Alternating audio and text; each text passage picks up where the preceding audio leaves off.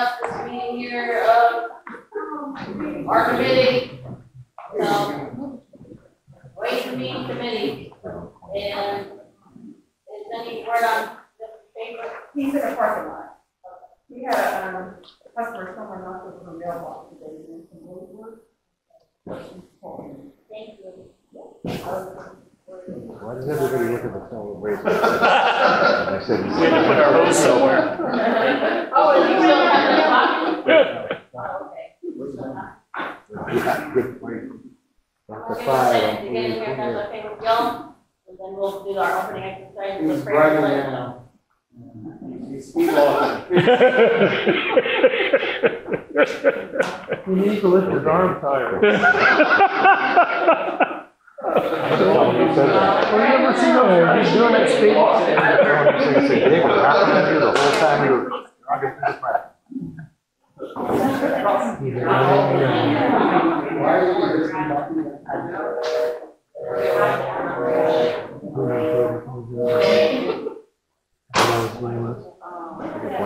Sorry, we Just in time for the prayer.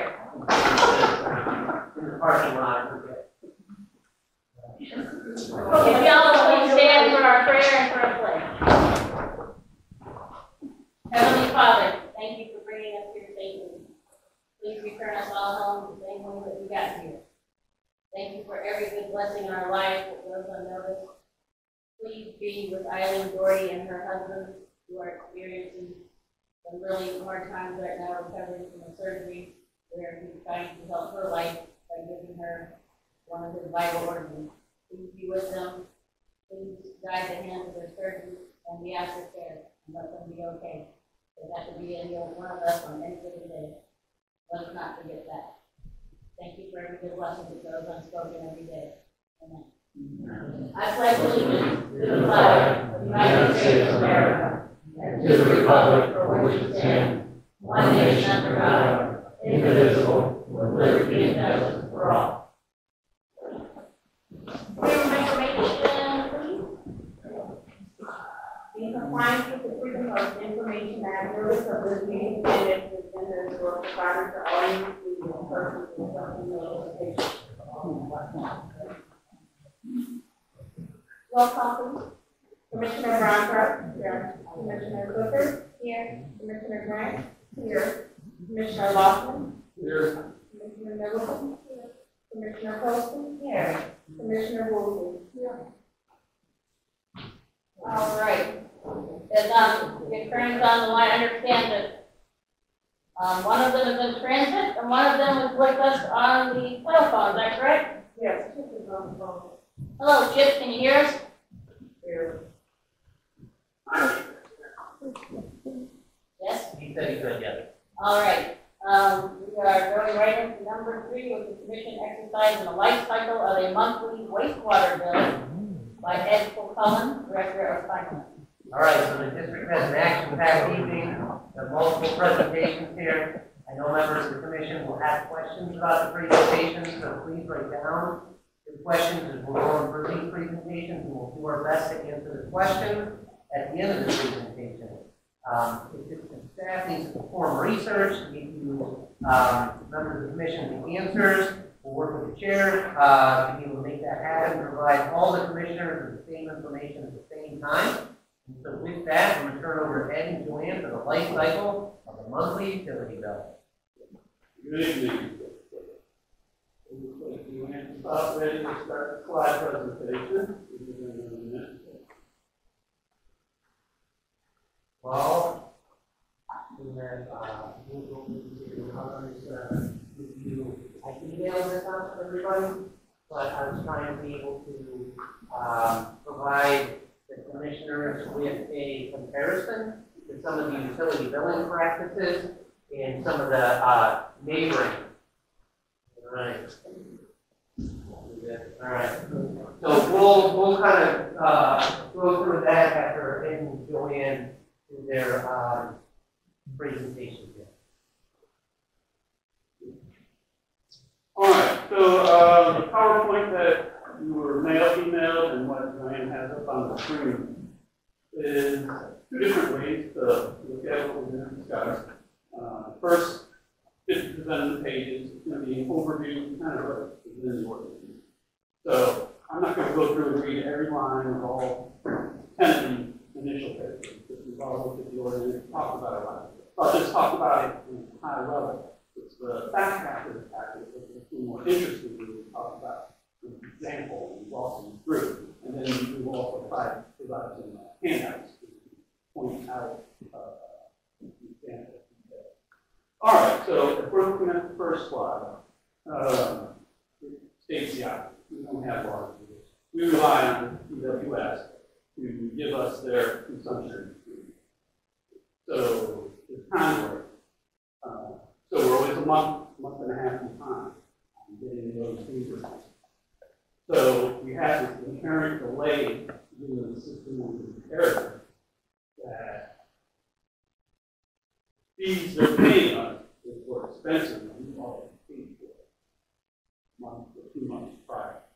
So we'd like to stay on top of our bills with adequate cash. So we have collection policies in place to help expedite that, which discussing with people. Next slide is demonstrating all the different ways we communicate with our customers. We have notifications on the website, we have message board on the island, we have messages on bills with the point. We have an island update newsletter, we have Facebook, you can call us anytime. If you see anything particularly unusual, reach out to them. The next slide is fairly legible. Also, capabilities. This is an example of the bill, and it's not a very good example because it's such fine print. But it also has an example of the update from the website and what we continue language in our newsletter about what we're trying to communicate to the taxpayers. If you're looking at the website picture here, it says use on public service, district notice of public school. On the next slide is you see a little bit better picture. And what this is pointing out on this bill is obviously the due date, consumption need, and the cost involved. But of particular interest is about halfway down the bill, it says message. We print important messages about delinquencies that will be closed, trying to keep them informed of events into the future. So in this case, it says, please be sure to read the enclosed insert for information regarding the delinquent increases effective July 1st, 2021. Next slide. So that's kind of the high-level detail. Example, billing month. Looking here at February 2022 to March 2022. Our bills are generated around the 10th of the month. We're waiting on CWS to give us their meter read. Then we review the accounts for abnormal usage and we make sure the bills are reasonable before we send them out. We go out around the 10th, that means the customers receive them around the 15th. The current due date is the last day of the month, last business day of the month. That date on the bill is always the last business day of the month. Electronic bills. Those customers that elect that can go online. They don't have to wait for us. They can look at their account the day the bills are updated. They're updated within 24 hours, so a day later. They're not having to wait for 3 hours. They when they want.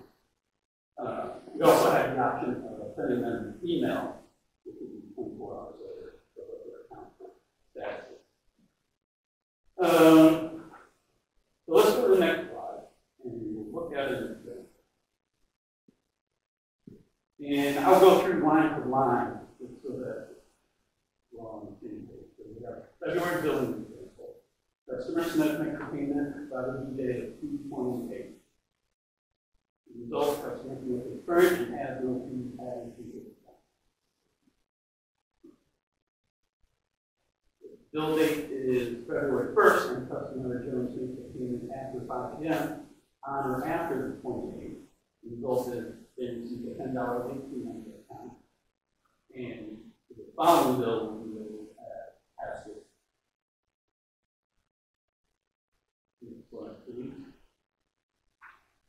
Customer Smith remains current paid to the bill by the due date of 3/31. Customer Smith has no fee added.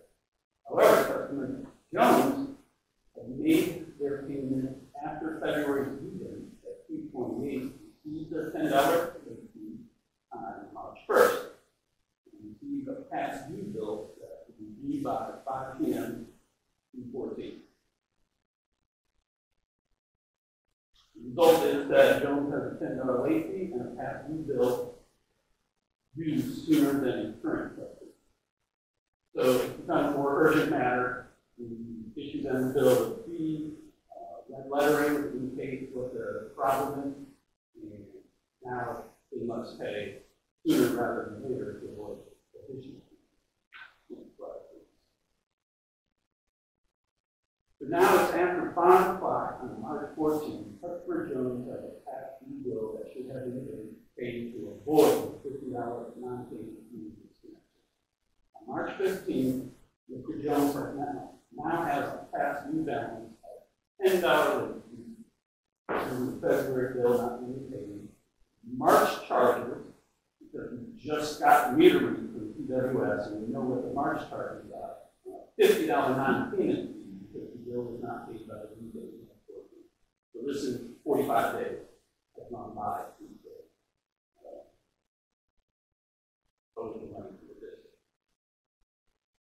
Sometime after March 14th, the customer calls to pay his bill. I'm sorry, can you put that when you come up, please, up there?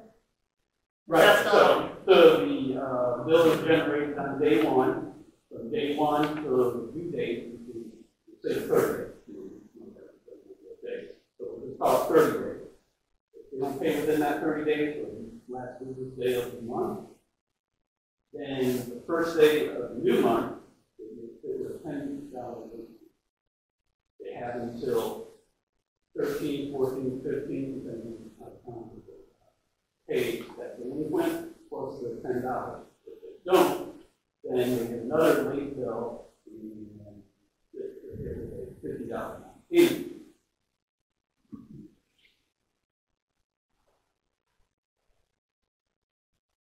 All right. Okay. So after the 14th, customer Jones calls to pay his bill, and the property has not yet been disconnected. We don't have electronics that can turn their service on and off. There's a team out there to cut their service off. So it's entirely possible that we have missed the deadline, and we're still coordinating people to go out there and cut off the service. So Jones pays past due service $10 late fee, current charges, $50 non-payment fee, and has a clean slate when we get it.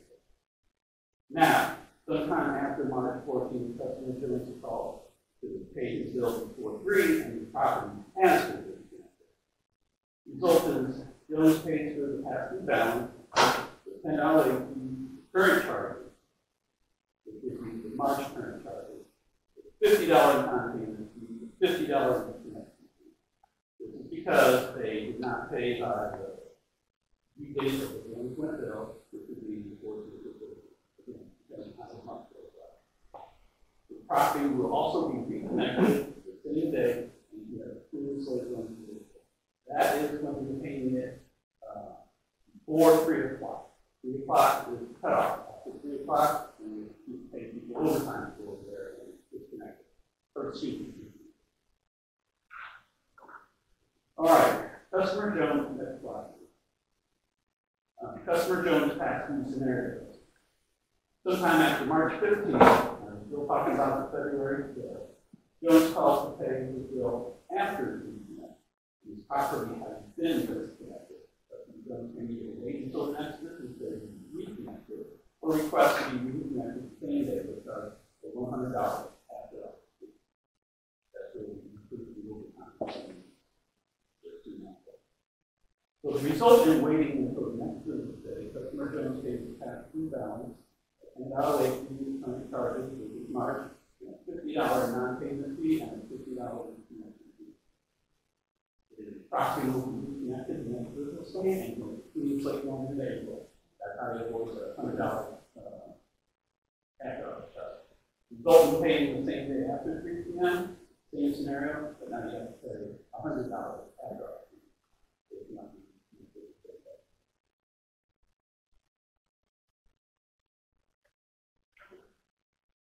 Yes.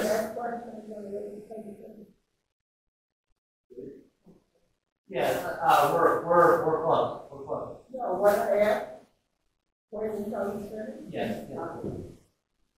All right. All right, customer Jones does not pay his February or March bill by March 14th. He remains past due and fees and other charges continue to accrue. Customer Jones will receive another past due in April, the second past due, and now he due upon receipt as he was put on the disconnect bill in March due to non-payment. So 2 bills have gone unpaid for the same amount for the same month, that's in February. Now fees are starting to go through there. You may or may not be disconnected at this point. Customer Jones calls to pay, either to avoid disconnection or to be reconnected. He will be paying all past due charges, current charges, fees, and reconnection. So we have a laddered approach, methodical approach to how we impose it. All right, so next let's talk about the reconnection policy. The service has been disconnected, current past due balances, fees and services, and reconnection fees must be paid before service is restored. Payment must be received in our office by 3 p.m. Monday through Thursday in order to be reconnected the same day. It can be reconnected immediately or after hours. After hours, fee is $100. The connections are performed 3 to 5:30 Monday through Friday. So the next slide shows the fees of the current customer compared to the delinquent customer. So we have customer Smith who pays current bill by the due date, which is the last day of the month. They don't incur anything. They pay the consumption. Customer Jones has not paid by the due date of the current bill. And want same day reconnection, but maybe it's being active reconnect. So what we're doing here is taking worst case scenario. All right, so we didn't pay the original bill, so there's a $10 fee. If you don't pay by the 15th of the month, depending on the calendar, the delinquent amount, then you have a $50 fee. If you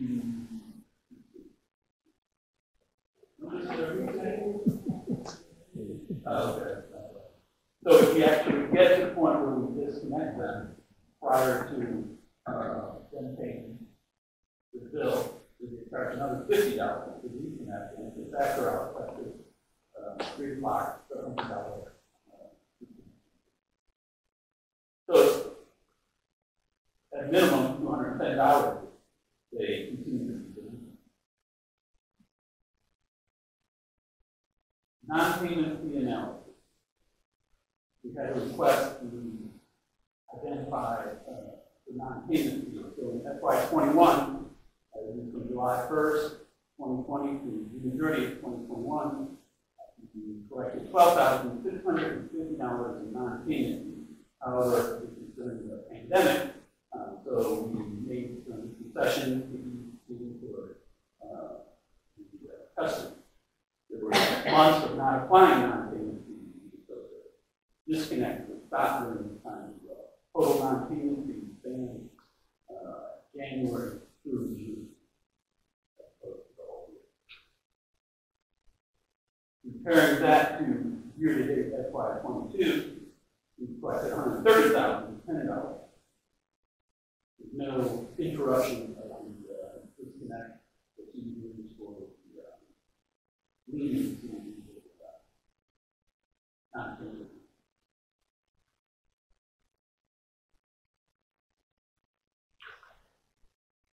All right, reconnection. Yeah. So in FY 21, we had 457 reconnections. So we $22,850. In 22, FY 22, we had 406.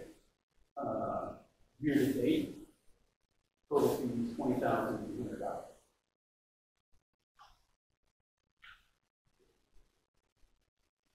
Next is the after-hours fee. The after-hours fee was implemented in October. Since that time, we have performed 12 after-hours reconnects from November through February.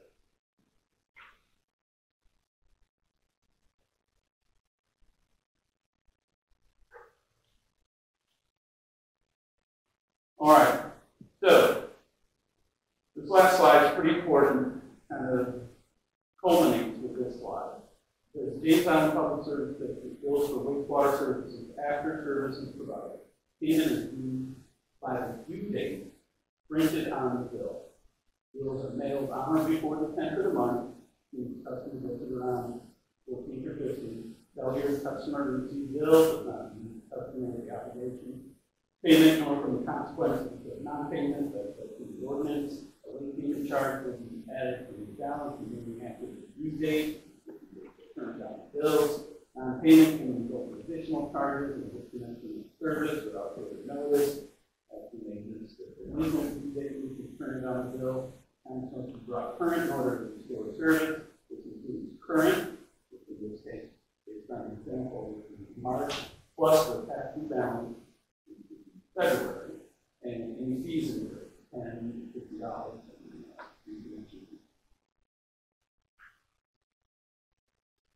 Next slide shows the different methods that customers can pay us. So if they choose to use snail mail and put a stamp on it, and you're sending that to Charlotte, North Carolina, to our box. So that's going to take a day or two longer than the signal point. However, the bill printed Charlotte efficient for the district to have them specialized with what large volume equipment to do it rather than how small. We also accept e-checks, credit cards, phone system. We can call in and credit card information. You can walk up in person and pay. Anytime you walk in the building, you can buy it now. We also collect the Dropbox on a daily basis. So obviously during the pandemic, Dropbox became very popular, and the processing center started post payments 3 times a day. So they're consistently going through whatever they receive and post their payments to the system. You can see that 3 times a day. This next slide, monthly past due bills. It calculates the average for the last fiscal year, which is 714 past due bills last fiscal year. This fiscal year, FY 20, our average per month is 694, so it's been pretty consistent with the same number of past due bills each month. If you can just go back one, if you just see, if we have approximately 7,000 customers and you see 694, it's approximately 10%, right? So 90% of the customer base is paying on average on time. All right. Hardships. We understand that our customers may encounter a hardship and fall behind on their bills. Therefore, payment arrangements can be an option to any eligible customers. Residents are also directed to local agencies in the area where they can go for assistance. Now, an eligible customer is anyone who has not tampered with their sewer system, has not had a payment agreement arrangement in the past 12 months, and has not had an NSF check payment for us in the past 12 months. And that's how we go about billing and collecting current and delinquent invoices. Any questions at this time? Yes, ma'am? Our customer service department is inventory. Yes. So, probably 700 people.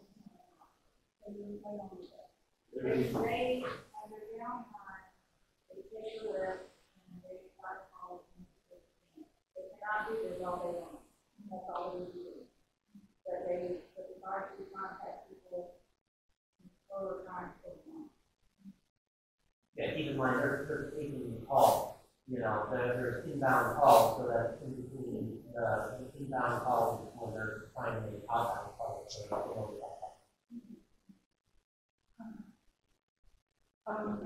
Does the public know exactly what entails when you disconnect the sewer, when that entails, why you're paying $100, if you don't turn it down upon that? What happens? What do you do? Besides taking the pipe up, what happens? As far as notifying the customer, No. I'm talking about The when actual you disconnect. disconnect someone's sewer, what is the process? What do you do? so, you want to talk about the work order system? I think she wants to dig up the pipe, then we'll do it. Yeah, Cut the pipe. asking, what do you do? Just so people can know. I think that information people need to know, because when you get to $100, you have something, people need to understand what that entails. You get my point? So you send the crew out there, and they dig it up, they have to talk to particulars about it. Well, if they're repeat customers, and we have several that get on the disconnect list, quite often we'll put an elder valve in, which is a permanent plug in the line that we can just take a wrench and close it. That's a lawyer. I understand. Yeah, and that- I understand. Okay. Know what happened, you know? Yeah, well, we actually have to send a person to that address. That person, we have to find the cleanout. If the cleanout's not raised and we can't find it, that means that we have to call it a locate. We have to, it's usually not an emergency locate, it's a regular locate, which they can come and do in 3 days. If the locate is done, then we can dig to find the person. Once we find the service, we'll either raise the service and put a box on top of it with a metal cap. So we know, so next time we go, we'll have a better detector when we find it. Then what we'll do is we'll adjust the service, open the service, we have a bladder or a plug that goes inside the line, and blow that bladder up, and it stops the flow of water from the house into the sewer line. We will close that cap back. If there are problems with taking the plug out, we'll actually move the cap in, and then we'll put that down, and then they would. So that's what they have to do. I'm saying that this is information that public needs to know. Yeah, well, we're not getting $100 then tons of what we do. Question is, about I've got my name there. Yeah. I've got a question for you guys. In looking back at our ratings for this, in April and May of last year, we raised rates. Remember that, over here? Okay, and I know that you gave a copy of the bill that you showed on our customers' bills, you let them day out. Correct? Okay, and then in September and October, we went back into the rating ordinance and we changed a bunch of stuff. And we added a whole bunch of processes. And under billing, what was section A through F became A through E under billing. And then we added, in October of last year, 2021, we added this after hours fee. And that is $100. We also added the security deposit of $200. What notice did our customers get in the height of COVID, in the height of Omicron, of those important changes? And let's give me the meeting, and perhaps if Tim is here, he has an answer. We didn't change the number on the ordinance. 2029-02. We passed the ordinance to make more changes in our rating ordinance in September and October. And this should have been a letter to folks, because we've had the same customers for 40 years. Here we've got Mr. Hoffman saying, we've got people we've always got to disconnect, and we've got to do a special do down on them. We can turn them off all the time. What notice went out in October at the height of Omicron about the important after-hours fees. I mean, I'm frustrated, and I'm upset about it. This is embarrassing, is what it is. At the height of people getting sick and dying, our sick hours in our divisions were shocking. I mean, I can't get any information, but we had folks here that were sick and out of work. What notice did we get in October? On November 1st? What did the bill look like?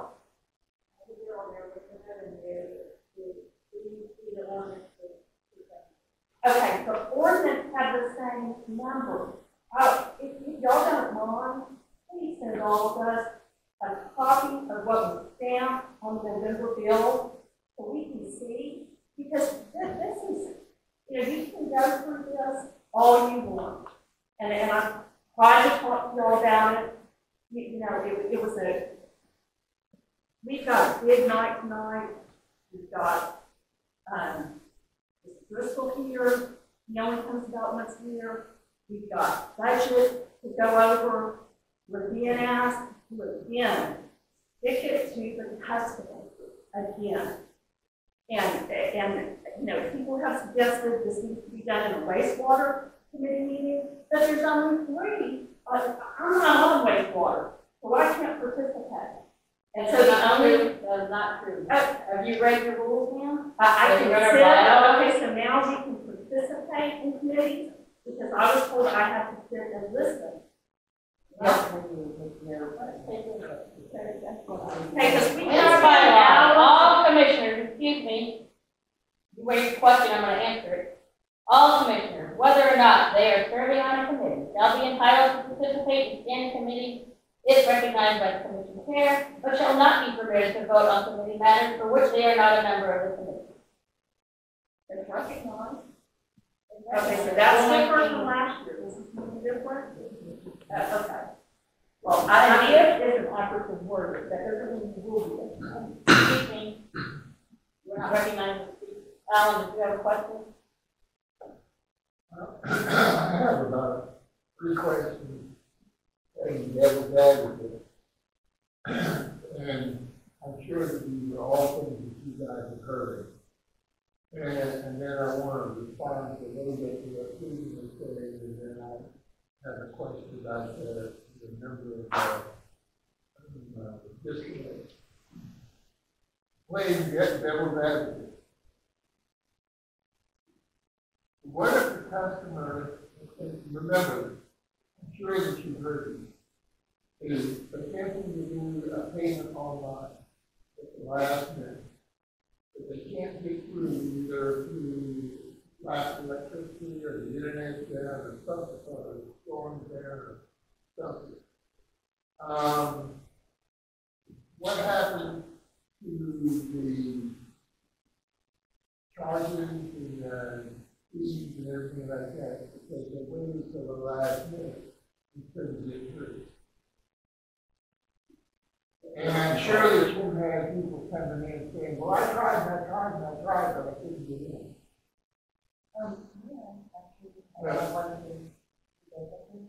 That's an interesting question because not last minute was an impact was great, but there have been a few times because we have night owls in my house and we tried to make it payment online, and I'm not sure if it's because the server who's like complaining, but we'll send it to payment on the payment and then oh wait, like down and like it won't go through. Like we can go on the website and find the payment. It just keeps going back. Like it doesn't actually stop it. That happens on like a lot of sites. So I mean, it's probably something. But yeah, so that's interesting functionality. I know what my answer would be, but I want to hear what I'm sure you've heard now. I mean, typically, well, we're notified by Invoice Cloud or Emergency Services who provides the payment if there's a service interruption.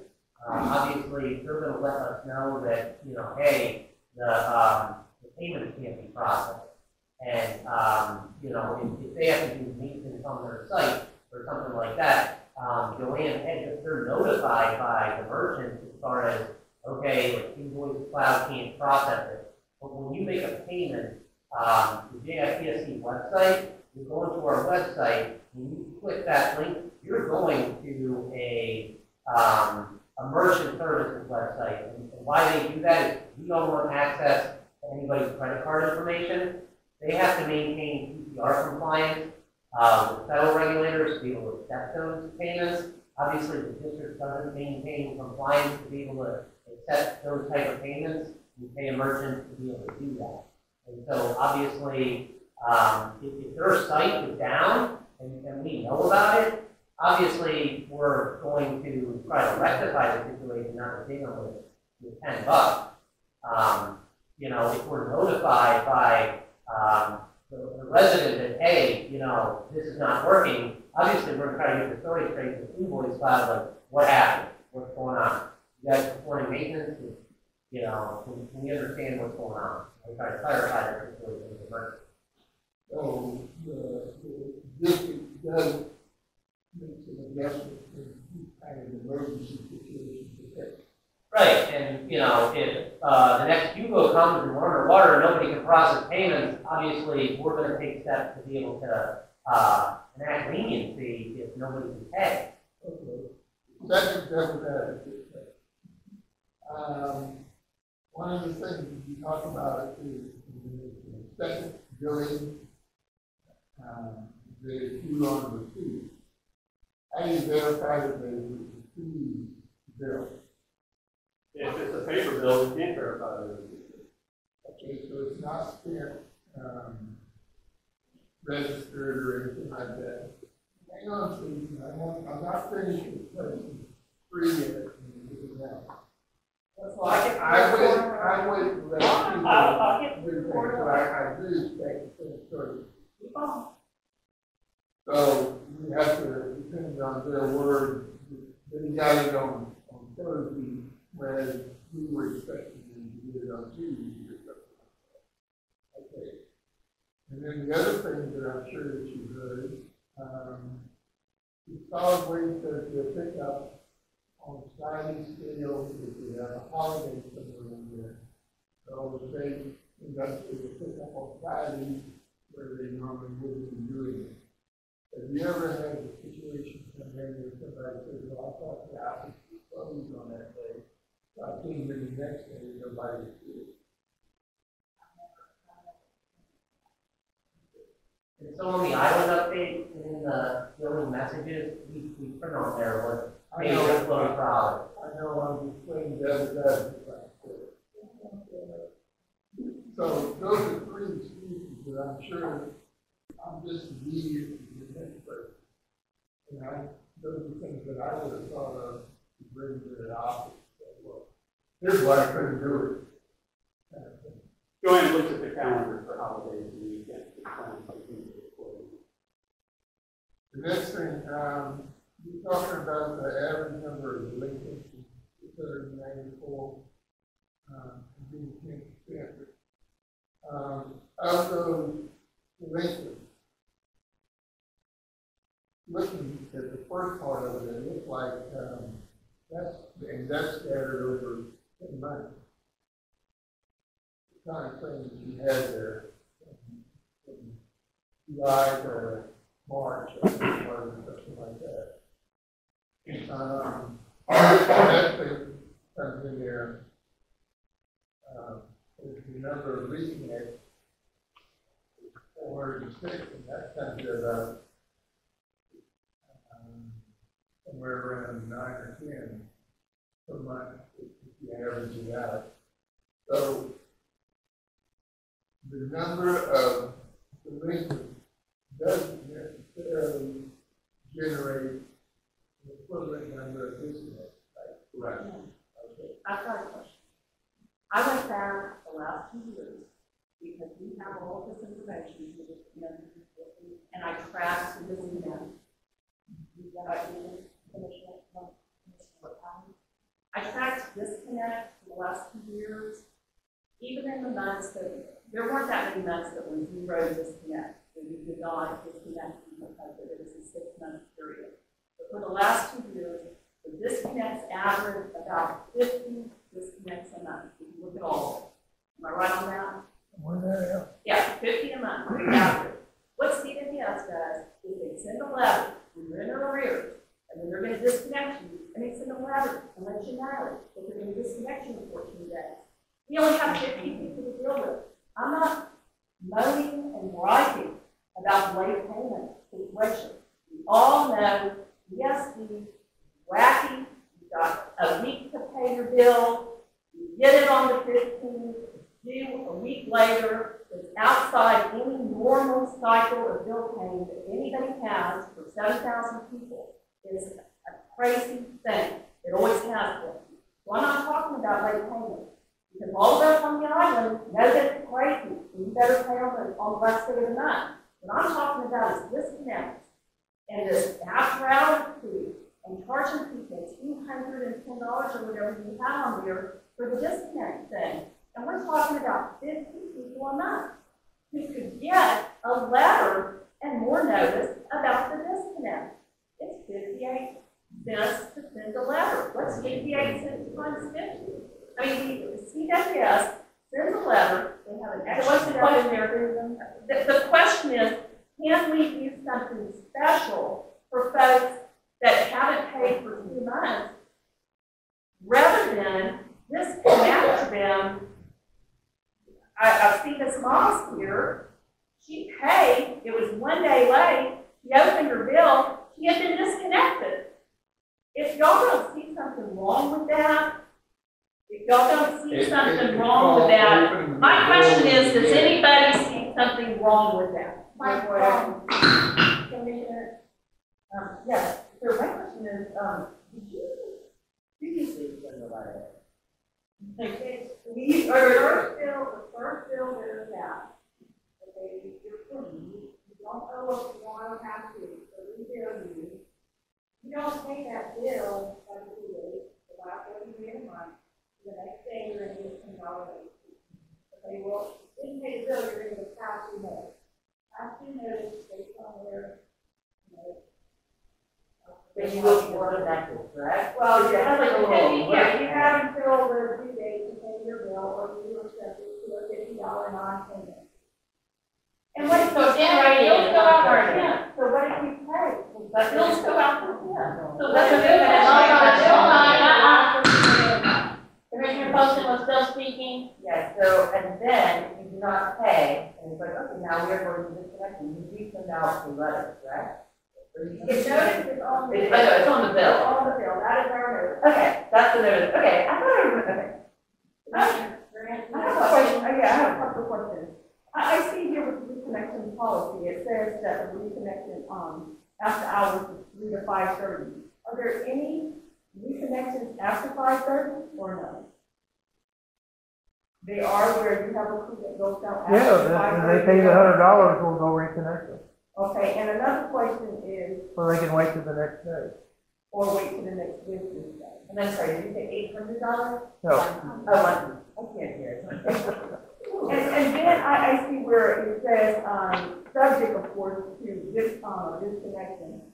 If it hasn't been disconnected, are we still, even though they're in the window for to be disconnected, are we still getting that reconnection fee if they actually were not disconnected?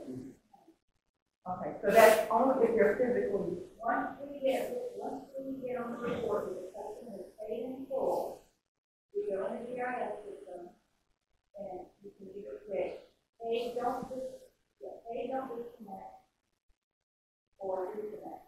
Because if they haven't been disconnected, we say, hey, don't disconnect, and they don't get a $50 reconnect. Okay. But if they have physically disconnected, that's the charge them that. $50. And also, do you have customers that mail to Singapore or no? No, they only do the drop box or in person at Singapore. At Singapore, the drop box or they can.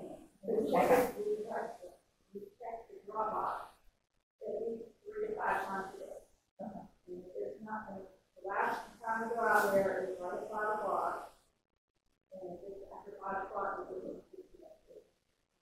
Thank you. Commissioner, we'll be here now. My question, what should we do we pull $100 out of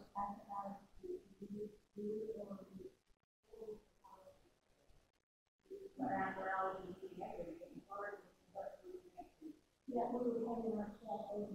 Correct. Oh, I could see that. What was the matter? I just told you.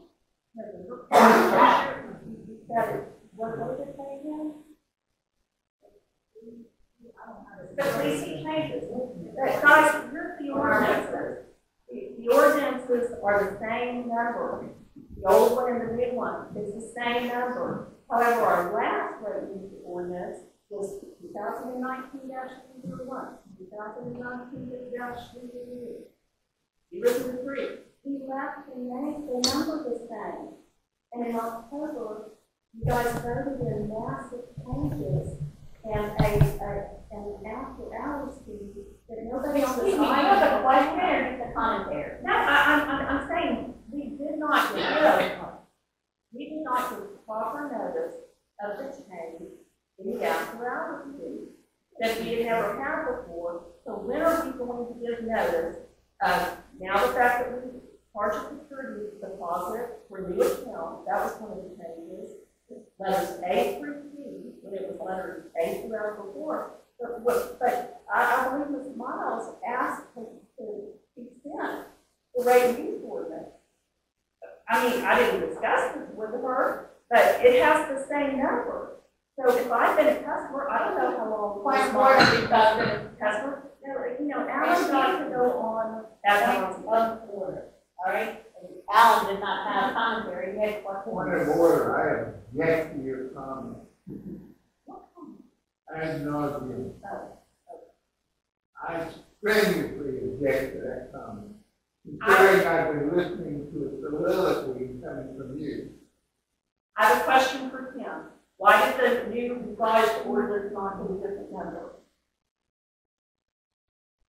The new ordinance, I believe, has the ordinance number as it was adopted on, or as it was read, maintaining the same ordinance number as it was read. You're having changes in that first and second. I don't know, I haven't. That's not what I mean. In Okay. April and May, we changed the rate of use ordinance and we raised the rate 8 or 9%, I don't remember which. And we had first and second reading in April and May, and we remembered the ordinance from 2019-003 to 2021-02. In November, in September and October, we went back into the rate use ordinance and made major changes in the definition, in the processes, in the billing. We added the after hours fee, and we did not change the number of the revised ordinance. We gave it first and second reading. We didn't give notice to customers, but we had a public hearing on it. It has been. Oh, there was a public notice. We're always on the. I meant in bills. So please back up. In bills. In bills. I emailed the commissioners this afternoon with a comparison of monthly billing practices and surrounding utility operations in the area. That is the front and back, it's the legal side, size paper with the comparison. So the district, quite frankly, is either going to, enforce the use of rate ordinance and continue efforts to collect amount owed for sewer service on the front end of the process, or continue to invest in chasing bad debt on the back end of this process, because the state set-off program does not yield viable results for past due collections. I'm going to start with CWS, with the very first row on your comparison. And I'm going to start with that because unless James Island residents have a private water well, all receive their water bill from Charleston Water System, referred to as CWS. I provided an excerpt from the CWS Water and Wastewater Policy Manual, the 224-page PDF document, but the language provided is Chapter 2.2 for customers, and this is language details the bill is due 21 days from the date of billing. All charges that are past due and in arrears are due 14 days from the date of billing. Commissioners will note that effective 1/1/2020, CWS charges a flat fee of $1,200 for the installation of an elder valve on the sewer service ladder. And very similar to the district, CWS is forced to shut off sewer by installing elder valves on parts of John's Island where the water is provided by the St. John's Water Company.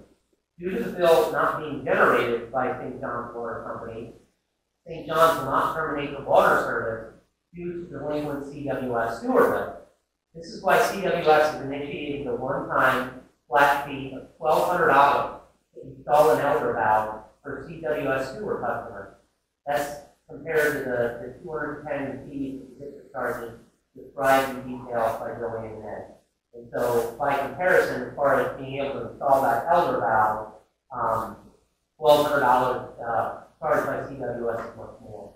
But you are talking ladder, they say to disconnect the $1,200. They say the ladder, they're going to disconnect, and they're going to put you left that out, but you see that What do you allow him to do? CWS maintains in-house developed utility billing software that bills different parts of James Island on different billing cycles throughout the month. So residents of James Island have different due dates that are detailed on bills generated by CWS. That's why you see that similar language in there, because it's not a hard and fast by the 10th, by the 15th, by the 30th. It varies based on the billing cycle. CWS maintains several different billing cycles for James Island residents for water service. So I live in North Charleston. I'm also a CWS water customer, but a sewer customer of the Dorchester County Water and Sewer. My sewer services are also billed by a combined CWS for Dorchester County Sewer plus CWS Water. In my case, CWS generates a combined water and sewer bill that's due by the 15th of every month. So if I don't pay my combined water and sewer utility bill after the 21 days from the billing date, plus the 14 days of past due status, my utility service runs the risk of disconnection to utility service termination. This would mean that CWS turns my water off at the curb stop, providing water to my house. So unfortunately, the district does not have the option to simply turn a key at the water curb box to terminate sewer service. And this is where the construction project of the elder valve installed at Mr. Hoffman went through. So North Charleston, the next row there, sewer district has a similar contractual agreement with CWS to generate the combined billing for both water and sewer, very similar to Dorchester County Water and Sewer. So therefore, North Charleston Sewer District must adhere to the utility billing practices of CWS, just like Dorchester County Water and Sewer. CWS maintains similar contractual agreements with the town of Hollywood and the town of Ravenel. These are examples of similar utility operators where CWS generates a combined utility bill, and they can terminate utility service if the combined utility bill for both water and sewer is not paid after that 21 days and the 14 days of past due status. So I'll give you the example. I closed on my house on 28th of September 2020 at 10 a.m. By the time I arrived back home, with the keys to begin moving in the house, the CWS vehicle was already parked in front of my house. CWS technician was turning the key to my turn stop around 11:30 a.m., meaning that I was familiar with the utility shutoff practices. I was like, uh-oh, here we go. So I went to the technician. He simply handed me a flyer, said, you need to establish service with CWS. You need to establish an account. And when you establish an account this afternoon, I can be back here by noon the next day to turn it back on. And so that's exactly what I did. I paid to establish the service with CWS, and I wanted to make sure that he was back, turning that curb stop back on by noon the next day. The comparison spreadsheet goes straight into an example right below Mount Pleasant Waterworks. And again, this is where the utility operator generates a combined water and sewer bill, both by Mount Pleasant Waterworks. This is another example of where Mount Pleasant Waterworks can proceed to utility disconnection on or at day 43. I previously mentioned St. John's Water Company. Customers that have balances that are more than $25 and 45 days past due are subject to disconnection. Isle of Palms Water and Sewer Commission bills for combined water and sewer utility bill service on the last day of the month, with bills usually due 22 days later. If payment is not received by the due date of the bill for the month following an unpaid bill, service will be terminated. If service is terminated, a $50 fee and the balance forward must be paid for service to be restored. The commission will no longer provide a late notice or door hanger. All these comparisons are used to formulate changes when the district ordinance was discussed with administration, finance, the wastewater department, and the commission presented the commission prior to the implementation. All of this is obviously vetted through legal. Legal team represents other utility operators. And basically, these efforts were to bring the district in line with what's already going on for the other utility operators. We're not reinventing the wheel. We're not an outlier as far as what the other practices are. And again, I urge the district, we're either going to get the money on the front end or continue to chase bad debt. Chasing bad debt is very costly and does not yield the result as far as getting our accounts receivable in line with their needs. Thank you, Dave.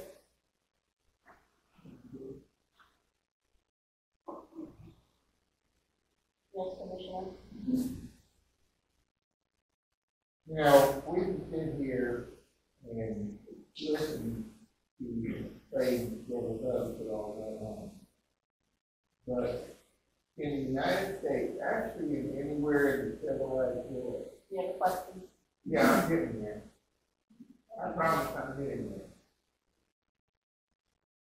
And you know that you have a power bill, you know you have a water bill, you know you have a telephone bill, you know you have a sewer bill.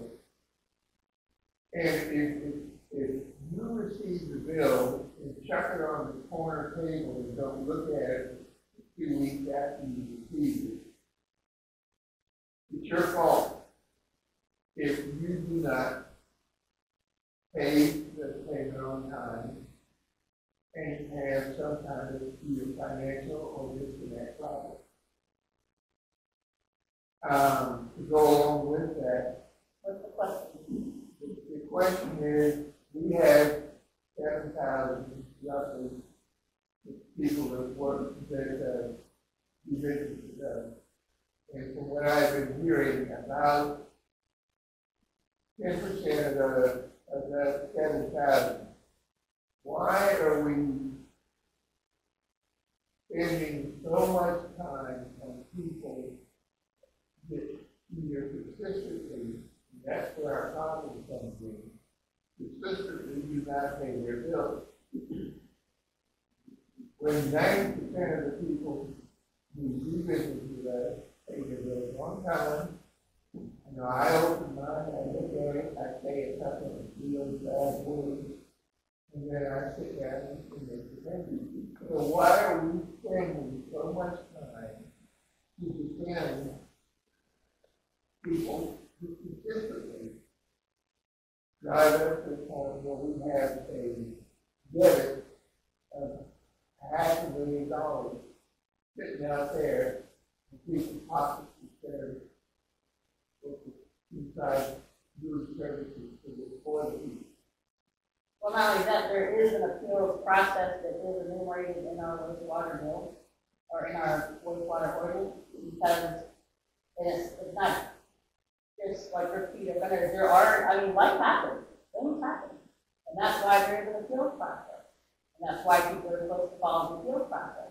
But we can't very easily sit there and go, oh, Mary Jane didn't pay her bill. I like Mary Jane. Let's give her a little leeway. Oh, Susan Q didn't pay it. Let her pay it. We're not going to do that. We're not going to arbitrarily, because you want to talk about being discriminated, that is discrimination. You cannot go through a list and go, oh, this person, oh, they got a good track record. Oh, we're just let them slide. We cannot do that. That's why everything has to be followed the right way, which is an appeals process whenever you do have a problem.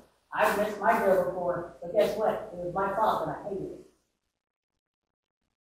This is going to be the last round of questions, or we're going to be here till 10 o'clock, and it doesn't bother me one little bit.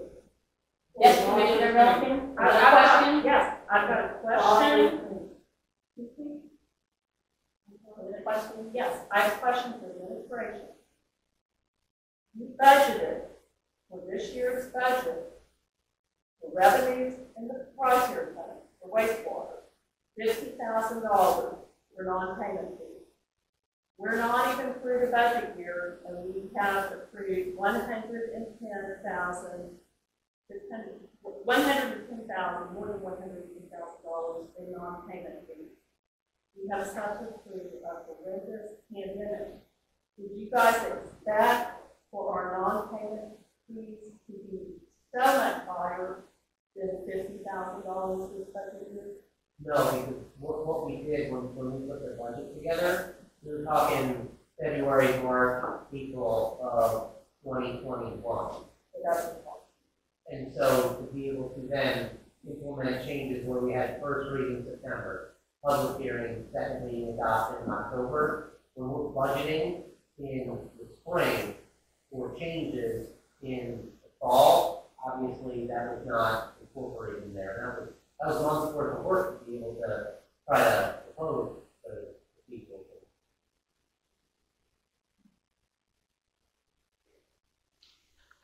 Okay, if there's nothing else, we're going on to the implementation of wastewater use and wastewater maintenance by Commissioner Milliken.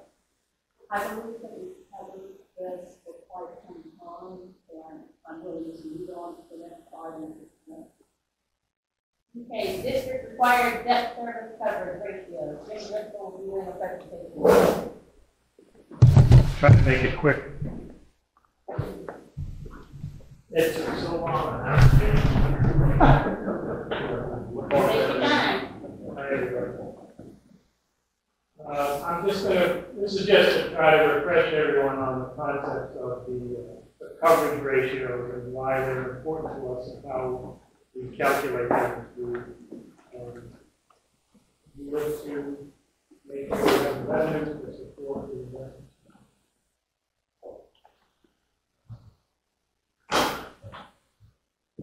And the presentation that's in your packet, throw it away. Norway? Yeah. We'll get to it. Just been a few changes.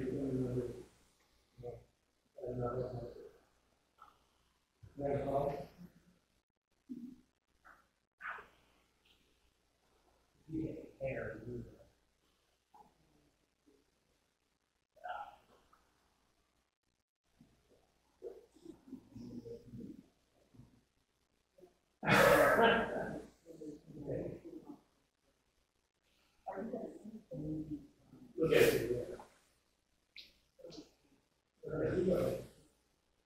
So, I pulled this off the website as I was pulling this thing together. As you all know, we've been in a really significant construction phase over the past several years. It looks like these are the latest two projects we're working on, SRF funded. And most of these projects have been funded by SRF debt. We all know it because we work on all those resolutions all the time, take them up and let them make sure everything is good. The issue around that is we're spending more money.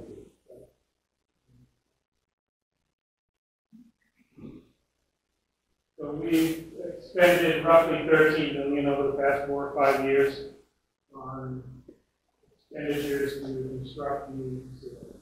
So the blue bars are what we added every year, the red bar is what we constructed sewer balances on our financial statement. Roughly $62 million projected revenue in 2014, about $61 million in 2023 budget year.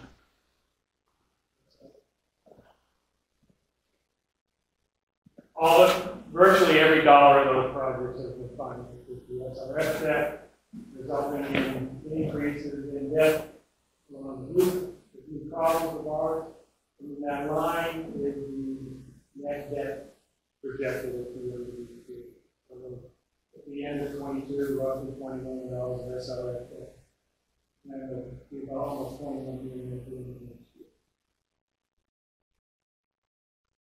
drive those, this results in our debt service going up, right? When you add more mortgage, your mortgage bill goes up. So back in 2020, we had debt service of roughly $900,000. In this 2022 budget, we have about $1.4 million, and it's projected to be close to 1.7.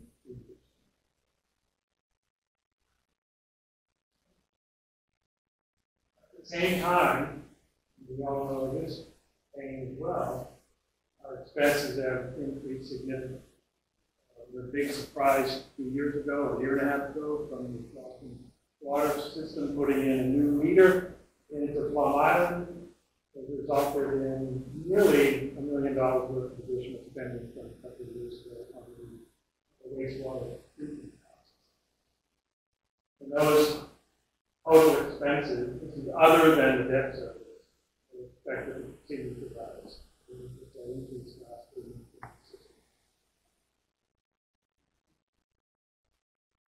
So,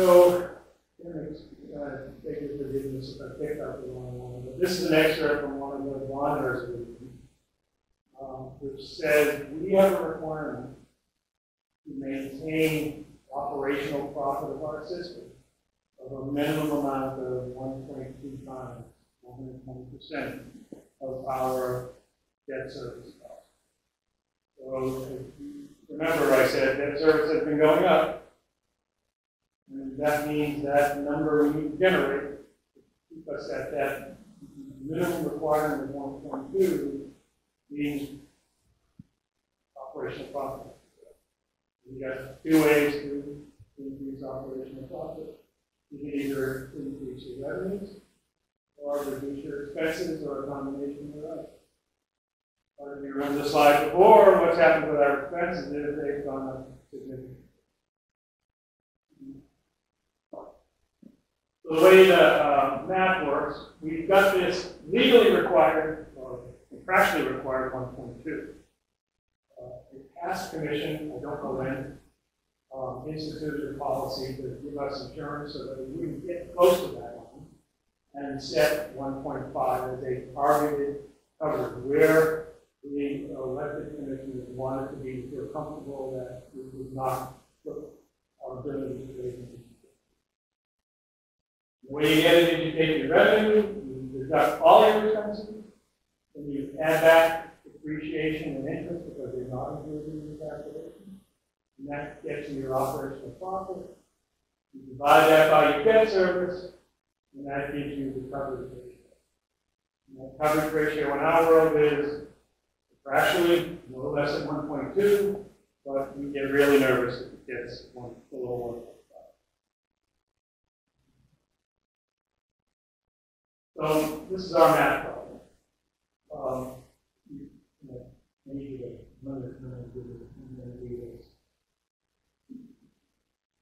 So we have to keep that coverage ratio, let's say 1.5. We want to keep it at 1.5. But debt service is going up.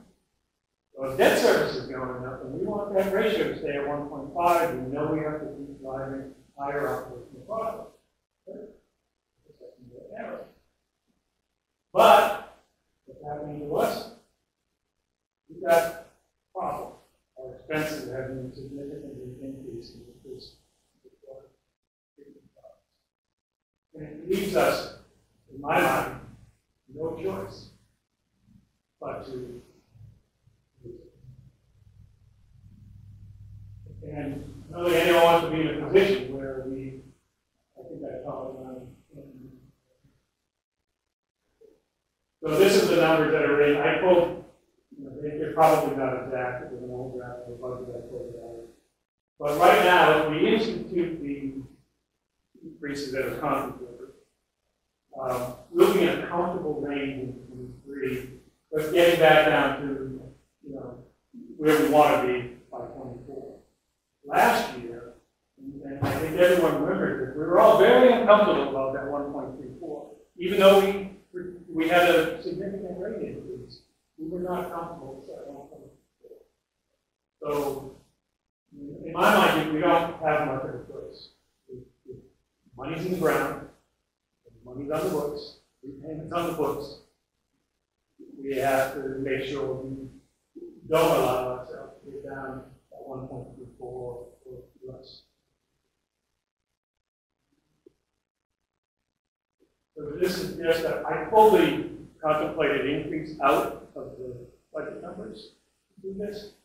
So the blue line is what our coverage is with the contemplated increases. The orange line is where we would go if we didn't put the rate increase in place. We'll probably still be okay next year, but we'll be a little bit hurt in 24. And then the gray line is the target. So we'll be above target in both years. If we do the increase, we'll be below target if we won't. And the yellow line, when I first put this together, I called it the Mendoza line, but I was told no one would know what that meant. But baseball fans usually know what that means. Basically, you don't want to be there. Mutually acceptable. You don't belong in the league if you can't get to that number. And the reason that's important to us is we go, remember when we published the rate increase? What happened? S&P removed the negative rating and, raised our rate. Raised our rate, which resulted in better pricing on those last round of funding. If we go below the 1.2, all bets are off on the ability to continue to raise money without a word of exactly what you would have, and how we react to the water. There's a lot of But there'll be a lending money if we got a bad rating. You can't price it without the money. Or worse, the SRF said, yes, get it. We're calling, I don't know if we can, we're calling those numbers. And then what? So, as much as it's difficult to think about costing our customers more, the cost to the community and our customers if we don't do this would be much, much greater.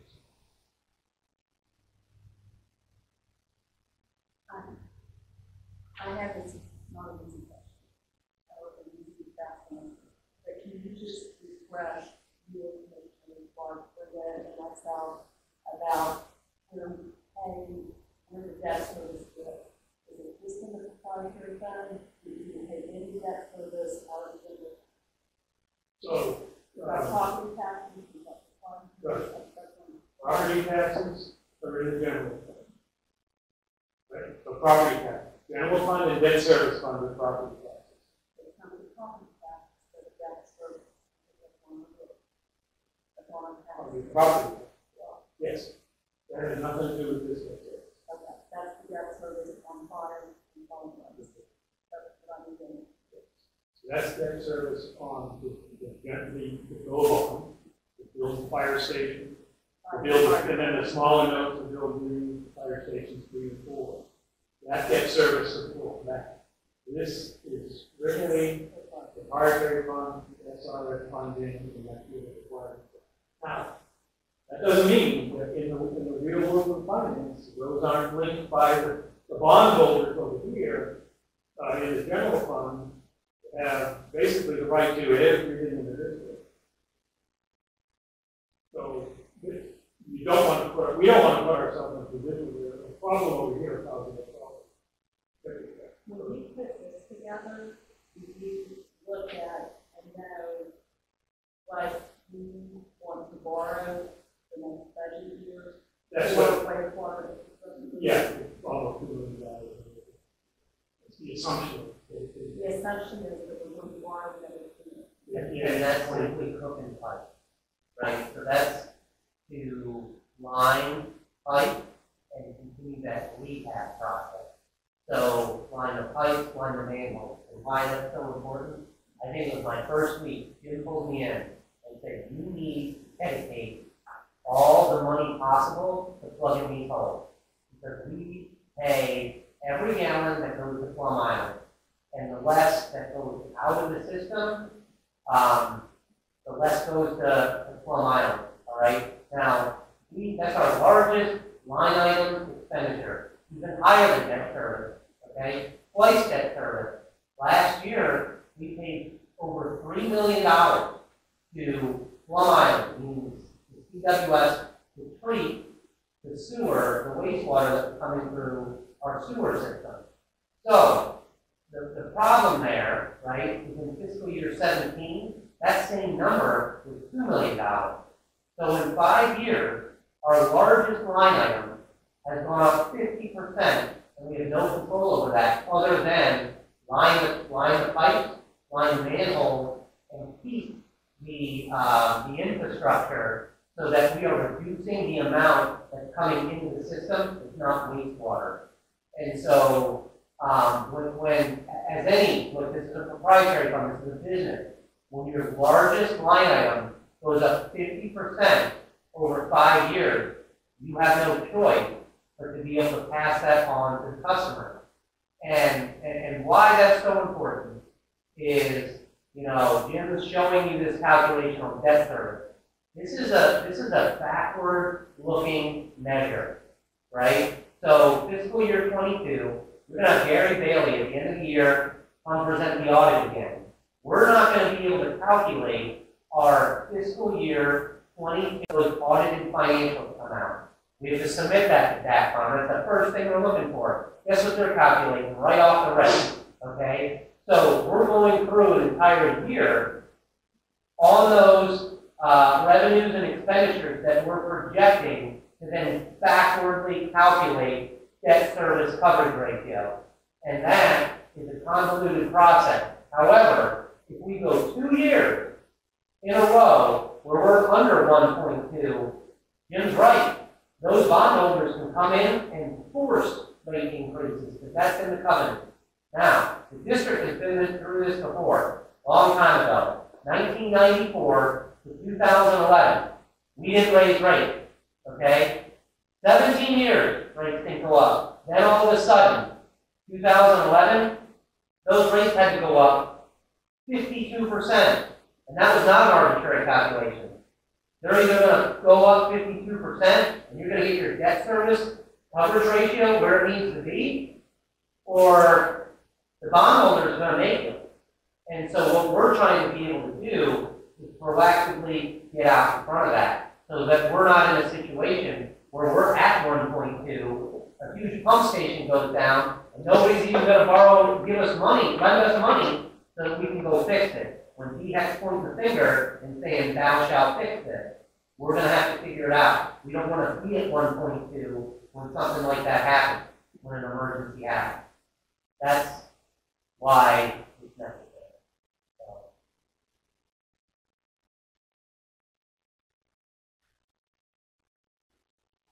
Any other questions? Thank you. Fiscal year 23 budget document presentation, Ed Colin, Director of Finance.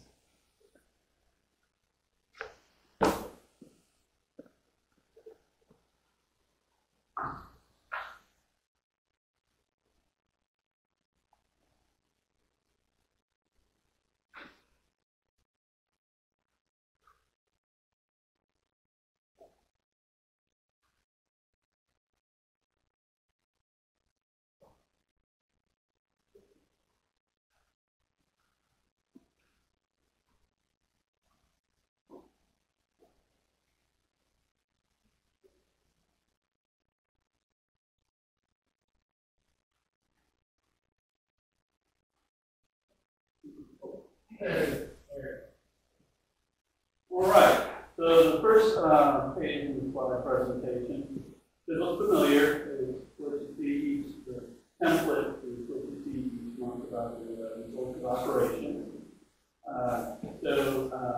First, for the top, we have general fund revenue. We're comparing the FY22 budget and the FY23 budget.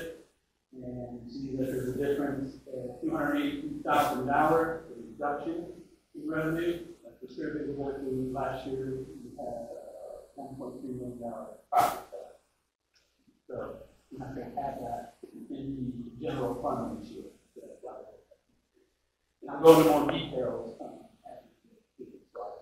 All right, the down, we have general fund expenditures, we grow the department within the general fund, administration, fire and police, and solid waste services.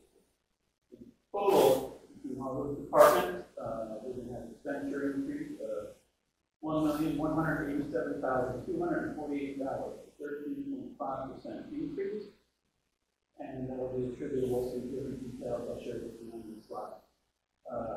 Next up is wastewater fund. Revenue is going to decrease by $149,384. In order part of two factors: the sale of the water property and the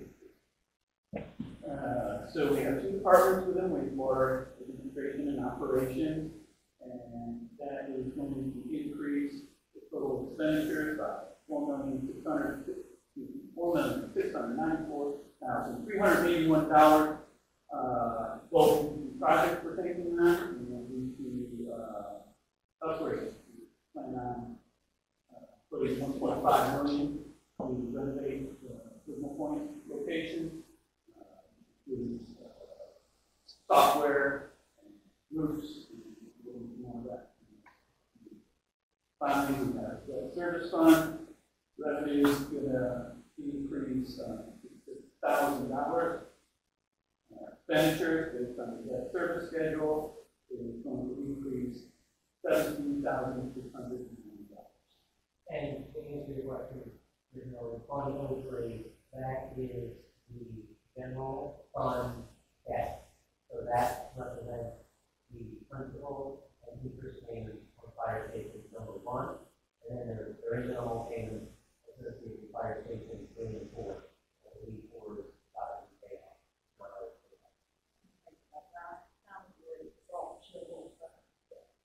Correct.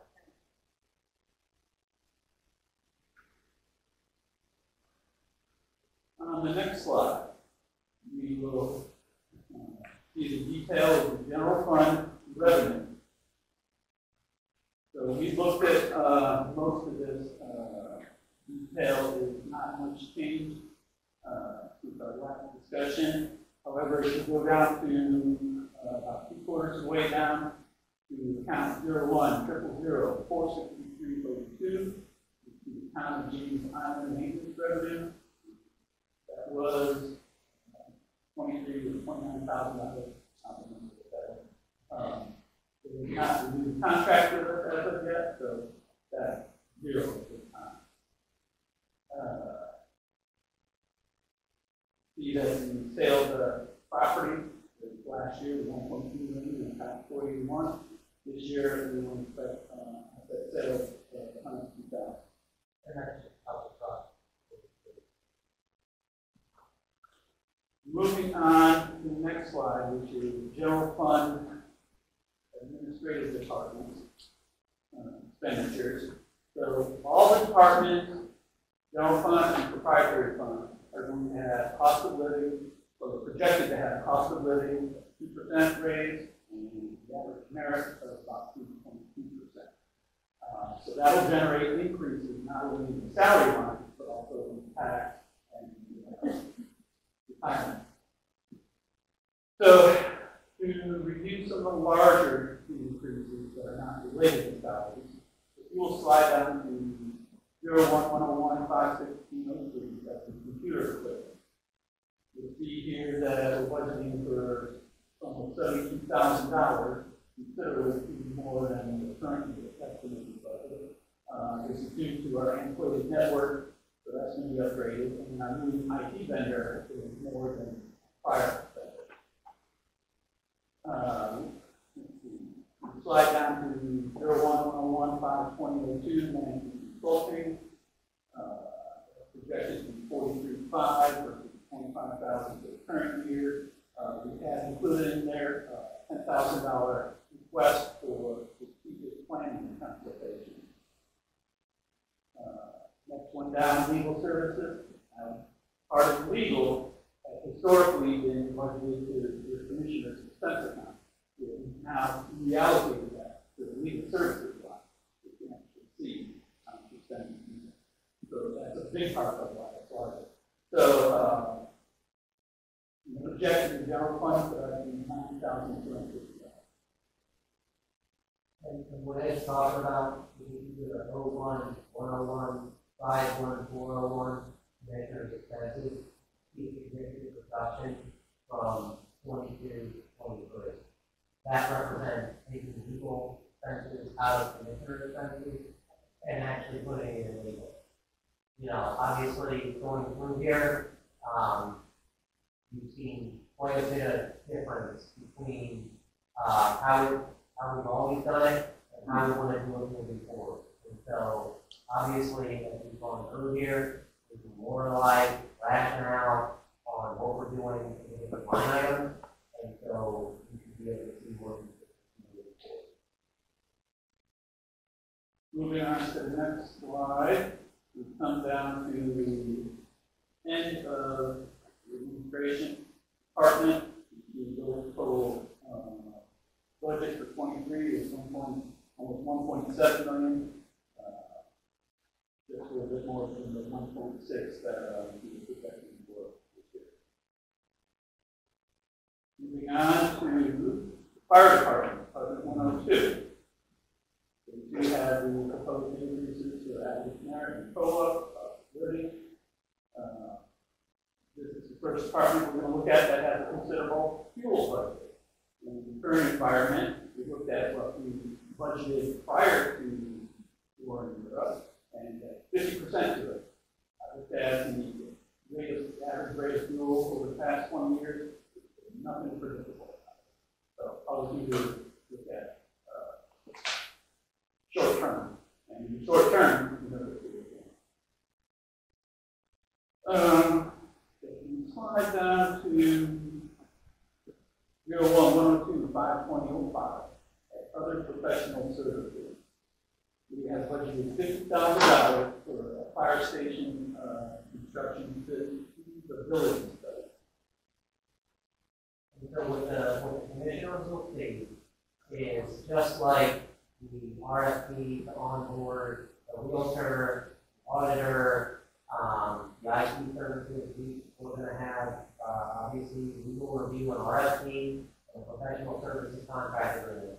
That gets posted on SCBO, the State Business Opportunity. We publicly advertise that, and we try to be able to onboard the vendor and tell them specifically what we want as far as we're not signing a blank check for feasibility in the fire station number 2. You're going to tell us out of this laundry list of options what you can get done for $50,000. That would culminate with a presentation to the fire committee as far as if the vendor is onboarded, say in June, we can start spending money in July.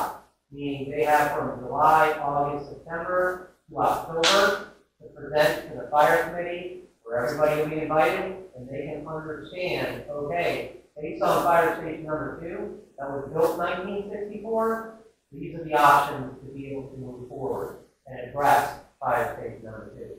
We started spending money in 2017 on fire station number 1, 17, 18, 19, 20, 21. So theoretically, we started spending money in fiscal year 23, 4, 5, 6, maybe by 27, we have a fire station number 2, customer ribbon, being operational for the district. These are not quick endeavors, and it'll take, obviously, a lot of undertaking with soft costs to be able to understand specifically with the soil, all the geotechnical, everything associated with what the community needs. That was a one-man fire operation that was built in 1964, and it's protecting a lot more than tomato fields over there in Harvard. So, we need to plan for that. This is the start of that. On the next slide, we come to the end of the fire department. At the bottom, we have building improvement of $108,500. That consists of $16,500 financial control system to the one end of the building. We have budgeted $85,000 for soft costs for fire station number 2, legal engineering permits. And we also have $7,000 for storage shed. fire station number one. Haven't had, original. Moving on to the next slide. So we're looking at Department 103, Food Services, and I didn't have any particular notes on here. All the same rules apply regarding merit and COLA. If you look down at the bottom of the next slide, the difference between this year and FY23 is mostly salaries. You also have an increase in the software licenses and support. Obviously, you want to get paid to a point where they're using the DOCA system. So that tracks all the parts, time and labor associated with repairs on each of the vehicles. And then you also want to be able to get, the name is escaping. What's the additional software, Steve? Oh, this is Snap-on. So basically, a different version to be able to track step-by-step repairs for different vehicles and equipment that we service. All right, to the next slide, this is the solid waste collection. The COLA and average merit increase applies here as well. On this first page, I didn't see anything too different, other than here, we use a lot of diesel fuel, so we see that we're projecting $248,580, which is $162,000 we thought we were going to spend, so that I think we can spend it. Proceeding on to the final page of the so capital equipment tends to be more interesting topics because they tend to be used through the year. So it's back down to vehicles. And we have in the budget $488,228 side loader projected to be $365,209. We also have an international dump that needs to balance that budget for $122,918. Down at the bottom, we have net growth revenues over expenditures. So this is our profit. So we are projecting to have a negative profit of $7,700. And we've got a healthy fund balance, approximately $7 million that are used for 90 days for one-time purchases. So we're in good shape, having that big bank.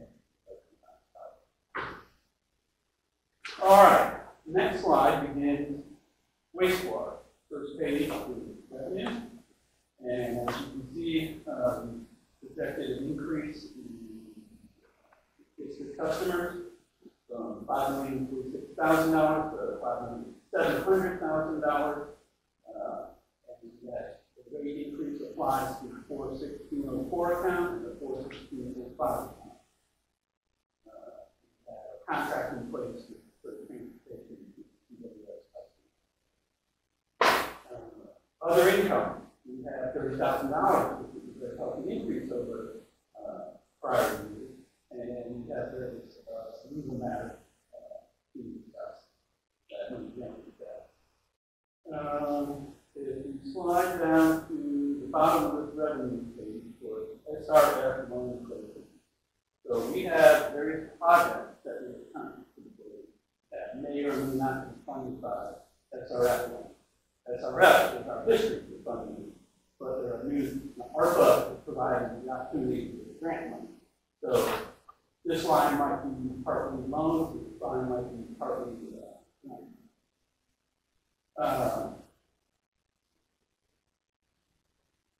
You see under 48100 proceeds sale of fixed asset, that's 2.3 million of that is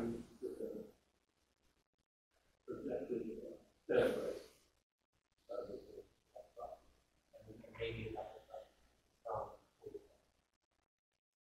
All right, moving on to the expenditure side, or next slide. Same thing, we've got the cost of living and merit increases budgeted at 2%, 3.2%, because we want the other departments and the increase increases, retirement contributions.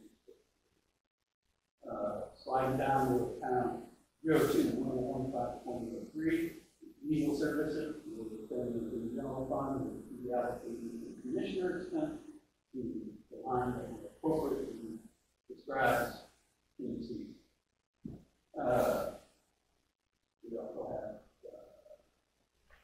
legal work, human resources, and other suit-related activities. You're gonna keep bond counsel in there, so like the cost of getting doing, that's in there.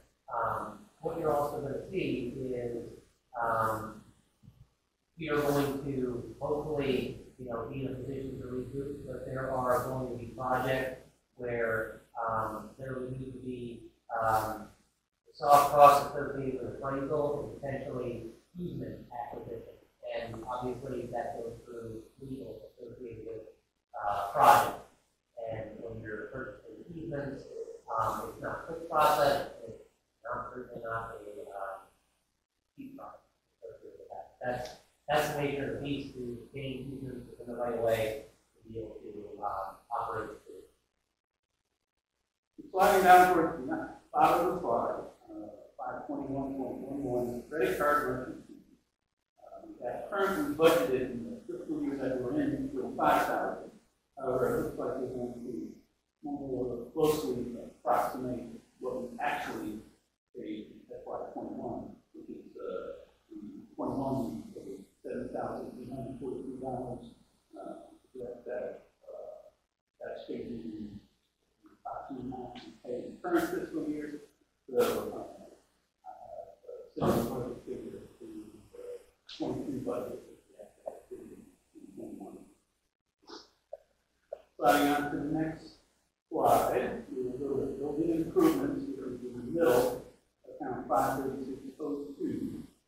You will see $1,550,000. $1,500,000 was projected reinvestment into the Signal Point campus, repaving, other fixing. It also included a $50,000 new roof for equipment for wastewater. That's a shared building between solid waste and wastewater. Come down, we want to see, anytime it's raining, you can see, we're getting stuff rained on in that facility. That's the small chunk. Basically, what we would have to be able to do is, paving's not cheap right now. And to be able to invest back into the Signal Point complex, there are some basic necessities we need. Obviously, you saw the increase to the revenue associated with the sale of the Village Love property. None of these improvements get made at Signal Point until that money goes hard and we're there. Right now, that $1 million is a best guess from Bob George right now. That is to be able to remove where it needs to be paid, install separator systems underneath the garbage truck, and be able to repay back over that. Obviously, the Signal Point facility, you've been down there when the trucks roll out, it is a dusty proposition. And we want to make that much less dusty, picking up mud, picking up dust around the Signal Point complex. The other significant investment in there besides the roof would be a lean-to structure. If you've been in the automated side truck, you understand there's cameras on there. There's a lot of moving parts. It would be much more ideal to at least have room for lean-tos for 2 of those vehicles that have many moving parts and cameras on it to protect it from the rain. Obviously, you wouldn't buy a computer, you go put it out in the rain, and we want to be able to put those trucks and protect that from the rain. We need basically lean-to structures after that paving would be complete. That's 2 minimum of the automated trucks. That doesn't seem like a whole lot, but it costs a whole lot. And unfortunately, construction costs keep going up. To get a solid number on that, we would have to go out, we would have to advertise publicly to the contractor that will be able to do X, Y, and Z. They come back, bid, and then we'll be able to talk real numbers with the commission on how that would work. But there is no dream of moving everything over to an new administrative complex. There's no point facility where an organization like the PSC lives in the industrial park. And so we need to invest in that facility to make some of the improvements to kind of kick the game down the road. All right, so sliding down to the total real quick, you see the current budget for 23 is supposed to be 4.2 million, which is significant for the current budget of 1.6. We talked about the investment in the civil fund. If you look at your accounts in the 538 range, 102, 101, 538, 02, down. If you compare the amended budget to 22 versus 23 proposed budget, you see a large difference in expenditures. This year, different from last year, we are including the principal portion of the debt services. And the principal, as you can see, is considerable. But this gives you, you will see the results of it in your transparency report. That transparency report is actually checks going out the door. That's what these numbers are. The prior year, all you looking at interest, but I'm principal. And I don't know exactly why this has been done in the past, but if they cut checks out the door to make payments on debt service, the commission will be seeing real numbers, not just the interest portion. And so our intention on a monthly basis, when you give these reports, you're going to see both the interest and the principal payments associated with the expenditures, because that's what Ed's cut the check for. I don't want to be cutting checks and then only show you interest payments. To me, that doesn't make any sense. I can't tell you exactly why that's always been done, but we want to show you the amount of money going out there. I've always wondered what's going on there. That bothers me. Well, I can explain why. I mean, those set of books for the wastewater fund are being kept on a business basis under GAAP rules, not under these budgeting rules. So that's why. And so when we have a liability on the books for the debt on the wastewater fund. We don't keep that liability on the general fund books. The auditors calculate it at the end of every year, but it's not on our books and records. Our general ledger for wastewater is under regular GAAP accounting rules, which say you put the debt on the balance sheet, and when you make a payment, you only expense the interest, and you reduce your debt going forward. Because those expenditures reduce liability. Right. The end of the year liability goes down based on those expenditures, but when we're spending money and cutting checks, we want to be able to show you total amount that gets put on there, and that would be on the monthly report, and that would be moving forward. What is line of money equal to 1,015,381 3? What is that thing? Force main. Pump station number 11 and number 54. We only get so many characters. That's Jordan. Transportation fees is policy water system. You said there was a contract, when did that contract up? When did it into the charge of money? So, You better explain what that is. sure. So in here, you see in here, in other professional services, we're going to engage with the rate consultant in fiscal year 23. So in fiscal year 23, we need to untangle the methodology and the rationale between the district and CWF. And so the last time we got a full-blown rate study was 2019. Our rate consultant spoke with their rate consultant and said, here's our problem, and we can't recalculate this, and we need to talk about justification methodology, rationale, why these charges are what they are. And so there was some back and forth, and then that got it. And so I understand what questions there are, and we need to compare in fiscal year 23, be working with CWS, untangle that methodology, so in fiscal year 24, after our 5-year rate study is up, we can have a full-blown rate study with a untangled methodology and rationale for those transportation costs and everything associated with CWS. Those LOUs go back a long way. Mr. Hoffman put together a, year by year, this is what happened, and we piece it together between the memorandum of understanding between CWS and the district. But we're basically locked in, and you will see in the O2 revenue in there, I don't change. That is CWS transportation. Fiscal year 22, $1,745,000. We budgeted fiscal year 23, $1,745,000.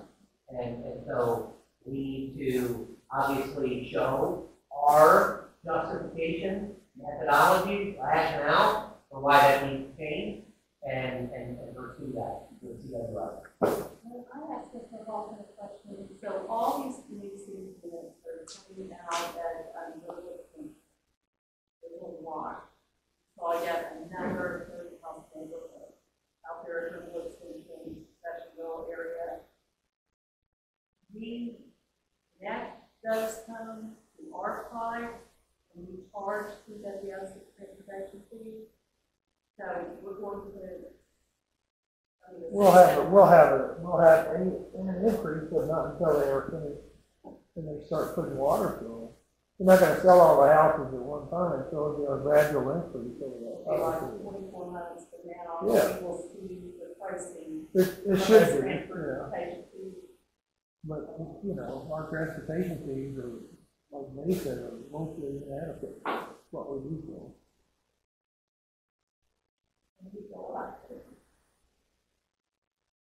All right, pressing on to the next slide, we're getting into wastewater Department 150, second of the two departments. Same COLA and merit, increase applies, salary and increase retirement, social security. Besides that, is 02150, 562 computer equipment. We were budgeting 19,500 to get to 2,000. This in large part due to upgrading iPads to 5G. The estimate for that is $16,500, and then also purchasing 2 new computers for 2 members of the crew.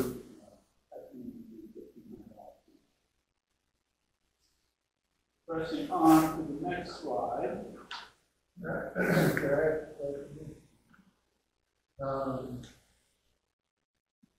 All of our generators go on the pump station. We have to turn on the generators. They're diesel, right? Some are diesel, some are natural gas. Some natural gas.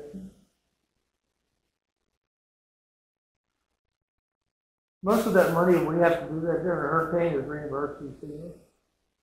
Okay, so that was the question. So that's the reason you're not as high as the effect. Yeah. Okay. Thank you. All right, pressing on to the last page of wastewater. If you will scroll down to the next to last line, 02155 12. These are what are generically labeled as SRF projects. We had to get grant money through ARPA, other funding. The estimated cost is $1,831,000. That includes $1,081,000 for the phase 4 of the system we have. We have projected Harbor Beach Forest Main, the redundant line. Soft cost projected to be $405,000. We only projected soft cost. So we have the front collect that money, and hopefully, they're going to favorably on us. Double rate, so they look more favorable on projects that are closer to each other. Same thing with Julie Clark. That's soft parts, legal engineering, totaling $345,000. So, scroll down to the bottom where it says net of revenues and appropriations. Operating results, revenues, less expenditures, there's a $52,000 deficit. Here again, we have adequate fund balance in the range of $1.3 million that we can tap into to get some of these one-time expenditures with the help of the field small property sales, with retrofitting and getting this up to speed with our technology and our infrastructure here at the district. Next slide would be the debt service fund. This is the general fund debt service. That's fund 3 on the top of the table. Right there. All right, so it's going to be an exercise in human account 0300040101. That cost that $42,000. So I added that. That would be account number 0300040101. By the time I presented this to you, I did not have that $42,000. No changes with the expenditures. We will have a net increase in fund balance of $318,510, which is probably a little bit more than you might otherwise project. However, we have a substantial increase in our debt service in FY24, so we could either say we need the millage where it's at, and really increase it in FY24, or I just said that backwards. We need the millage where it's at, even though it's a little bit more than we need, but that way the increase in FY24 is less. So we're doing a little bit of cash flow analysis with the benefit of the taxpayer, trying to minimize it, up and down the millage. And so next year, the strategy was in, there were really 2 issuances for the GO bond that totaled $8.5 million. However, the purchase of the property for fire station number 1 was not, was still a taxable event for debt issuance, meaning the district accelerated the payments back on the land, and we have a whopper of a payment of the last year basically on that taxable version of the debt issuance, so that it will drop down next year, or I'm sorry, fiscal year 25. So that 318 is trying to build a balance. We will pay a larger amount fiscal year 22. And finally, the last slide is going to be our proposed capital equipment acquisition. And we have it divided into the general fund and the wastewater fund.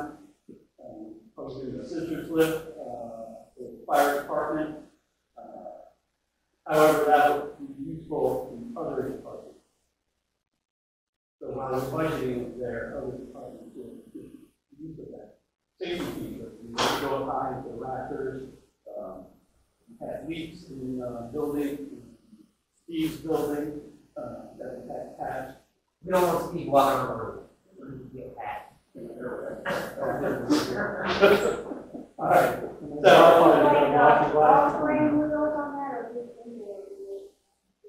Good question. The scissors flip? That's what kind of holes. There's one there. The fire department, the industrial wheels on it, if you see in construction sites and all. We need it out a little bit.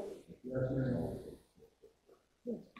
So we also have solid waste as 2 line items, the automated side loader that we discussed, the incremental general fund capital equipment expenditure of $500,000.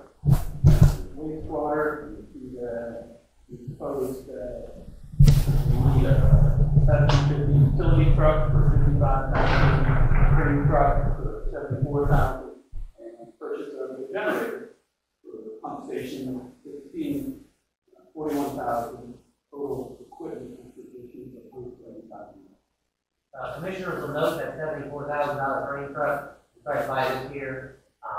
That did not happen. It's very difficult to get a F-250 training truck body as well. The next time they're taking orders for an F-250, I believe is September of 2022. So they're sold out. Obviously, on the state contract, the demand is far outweighing the supply.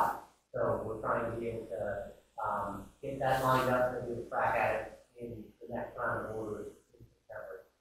So unfortunately, it kind of is what it is with the pickups as far as orders that are.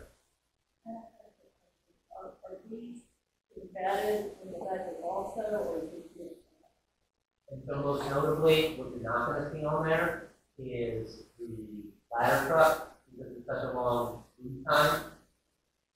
They have 23 months or until December of 2023, based on the production slot that was already initiated by the commission. So we're not going to see that until fiscal year 24. What do you pay for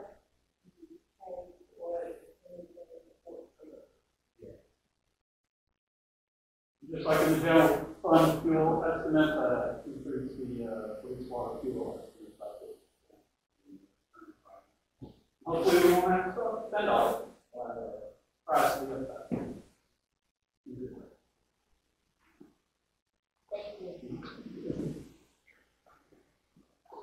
We got 2 more items to go. Speaking of going, does anybody need to go to the restroom? Stand up and stretch your legs and take 5 minutes. Do we take 5 minutes to come back here fresh? Yeah, 25. Recommendation for the Ways and Means Committee to the Commission. So historically, what has happened? We had the Ways and Means, the first meeting, the 18th of October, and the 14th of February, and now tonight we discussed the fiscal year 23 budget. What we would like to proceed to do based on the Ways and Means discussion. Obviously, this year is going to be different with the budget. This year is going to be different because we intend to pass the budget by resolution instead of ordinance. And so what we're trying to be able to do, and you see in your packet, this is a draft of the resolution for the fiscal year 23 budget. We would take the numbers from what we're presenting and put that into the resolution as far as the tables that you've seen for general fund, proprietary fund, and debt service fund. When we transpose those numbers into this resolution, you're going to see that the fiscal year 23 budget resolution looks very similar to the fiscal year 22 budget ordinance. We have changed anything from ordained to resolved, and anything associated with the language from a ordinance that would be standard goes into the resolution format. The major changes that we made were last year carried forward in the fiscal year 23. So we would put the numbers together in the resolution, and we would send it to legal. If the Ways and Means Committee is recommending that we move forward, the timing to advertise what would need to be happened, that would not happen by the 28th of March.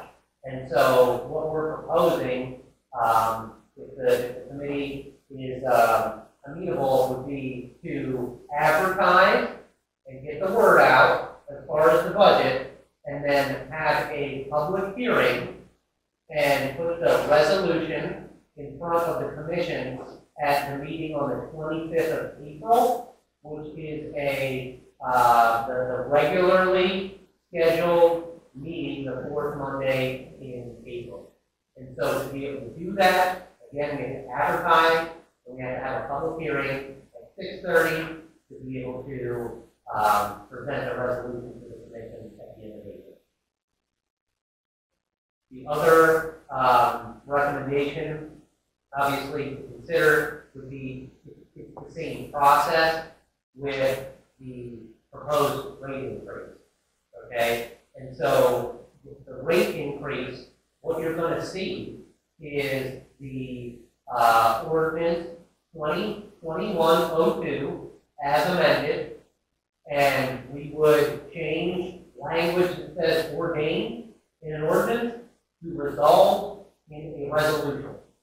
We would have legal go through and be able to make the adjustments as far as that language. The other the other portion of that would be to show in fiscal year 23 and fiscal year 24 what those proposed rates are as recommended from the rate consultant. And obviously last year it was a 9.5% increase. The rate consultant said in 23 and 24 would be the 8.5% and the 5%. And so we would put that into the resolution, and again, advertise, have a public hearing at 6:30 prior to that meeting to be presented to the commission on the 25th of April.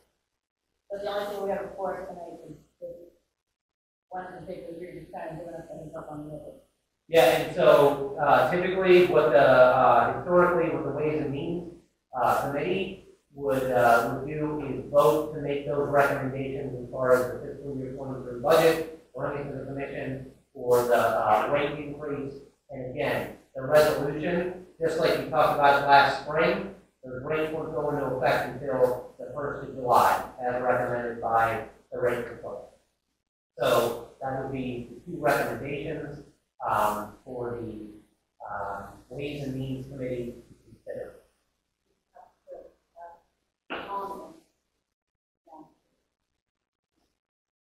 This budget is not feasible without the rate.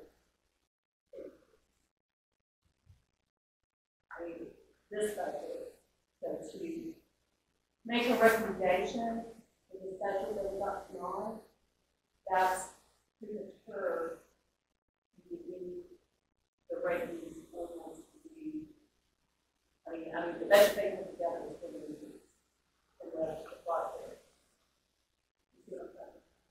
I'm uncomfortable making a recommendation for the budget prior to the recommendation for the water rate ordinance or resolution increase. Because the budget is predicated on them. Any other questions?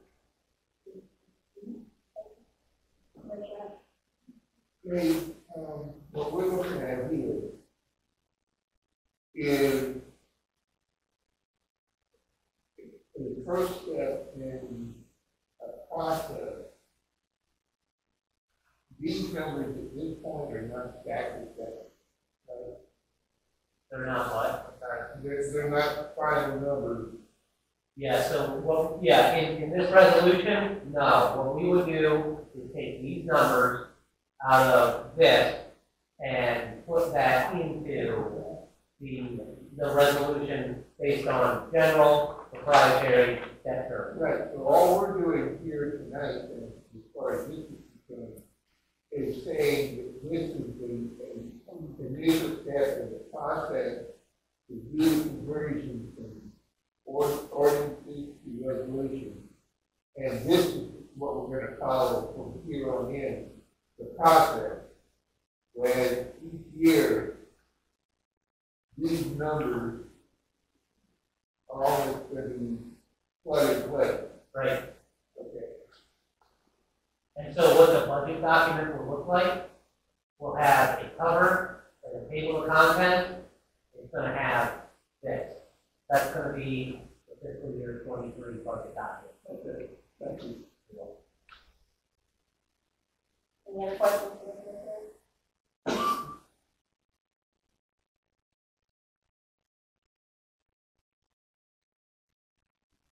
I know that the Ways and Means Committee make a recommendation to the commission to that responsive. Roll call vote, please. Commissioner Brown? Yes. Commissioner Clifford? Yes. Commissioner Grant? Yes. Commissioner Lawson? Yes. Commissioner Middleton? No. Commissioner Poston? Yes. Commissioner Wilson? No. Motion carries 6-1. The next item up is the informational items from District Manager Dave Baker.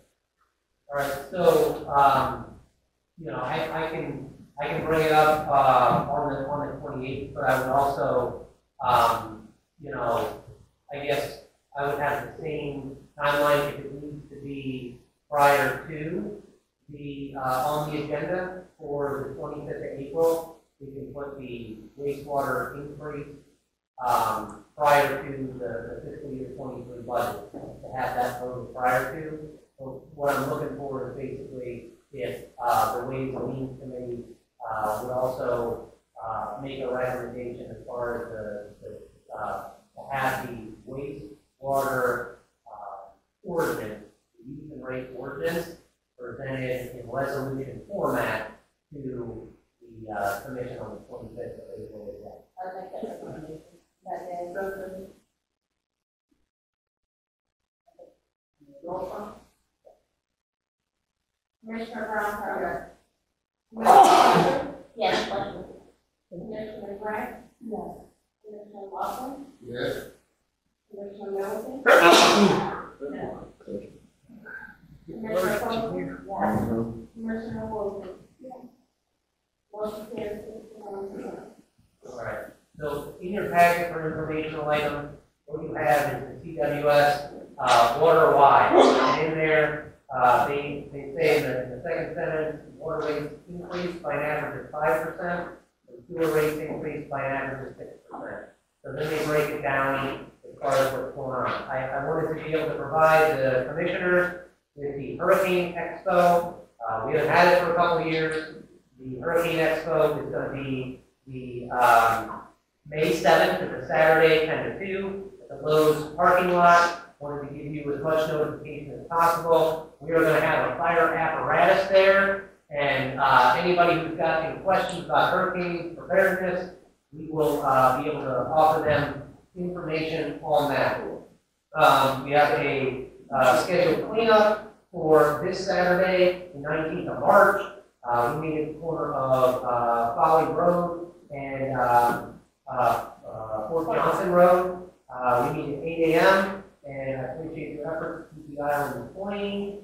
Basically, we have a team building event on the 28th of April. It's a Thursday at 1 o'clock at Fire Station number 1. If the commissioners could please let me know if they can't attend. I would appreciate it. Team building event, the 28th of April, 1 o'clock, Fire Station number 1, and we will be back here on the 28th of March at 7 p.m. for the regular commission meeting. Thank you. I'd like to make a motion to adjourn. Second. Roll call vote, please. Commissioner Brown? Commissioner Clifford? Yes. Commissioner Grant? Yes. Commissioner Lawson? Oh, yeah. Commissioner Middleton? Yes. Commissioner Poston? Yes. Commissioner Wilson? Motion carries unanimously.